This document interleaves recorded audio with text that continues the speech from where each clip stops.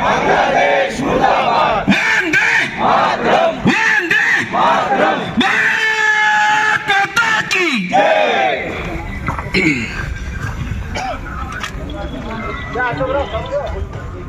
भारत माता की जय, भारत माता की जय। अरे मुर्दाबाद मुर्दाबाद, बांग्लादेश मुर्दाबाद, अरे मुर्दाबाद मुर्दाबाद, बांग्लादेश मुर्दाबाद, अरे मुर्दाबाद मुर्दाबाद, बांग्लादेश मुर्दाबाद, भारत माता की जय।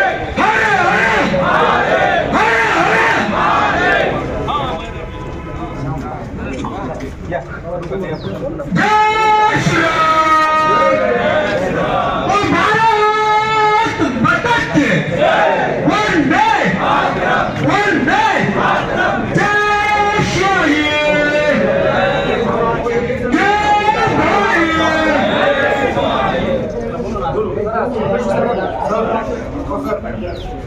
सर ये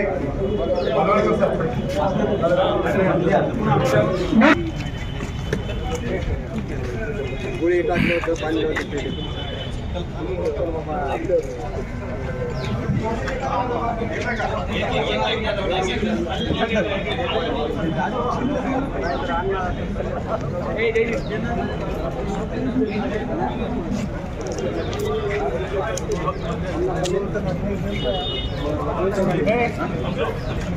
महेंद्र दीपक सर जी काय तिथं बोला म्हणती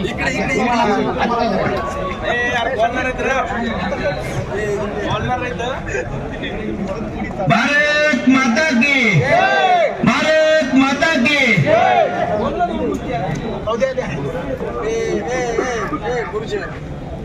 मुर्दाबाद मुर्दाबाद, भारत माता की जय, भारत माता की जय। सियावर रामचंद्र की जय, जय श्री राम, जय श्री राम। सर्वांना जय श्रीराम। बोला भारत माता की जय, वंदे मातरम, वंदे मातरम। आपण समस्त हिंदू या ठिकाणी जमा झालेलो आहोत। आपला जो काही विचार होता, जी संघटना आहे, जो आपला या ठिकाणी एकत्रित होऊन आपण मांडलेला आहे, तो निश्चितच तो आपल्याला निकाल देईल। तो आपल्यासारखा कुठं ना कुठं काही ना काहीतरी त्याच्यामध्ये फलप्राप्ती होईल। आणि जे बांगलादेशमध्ये जे संकट आलेलं आहे हिंदू धर्मावर, ते नक्कीच टाळायचं। आपण आपला अमूल्य वेळ आपल्या धर्मासाठी दिलेला आहे, त्याच्याबद्दल खरं तर ऋण प्रत्येकानं समाजाप्रती व्यक्त केलेलंच आहे। त्याच्यासाठी वेगळं काही सांगण्याची इथं आवश्यकता नाही।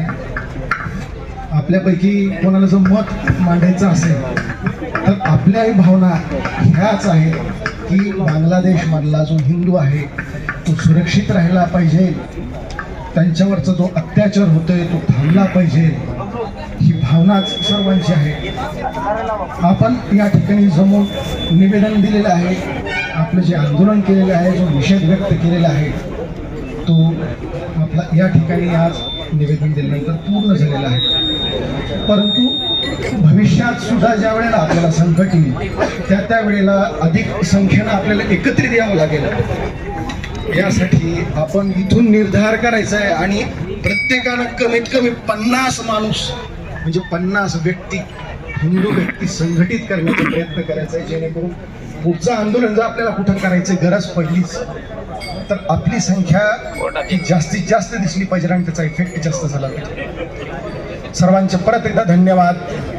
या ठिकाणी आपण आलात त्याबद्दल परत एकदा धन्यवाद।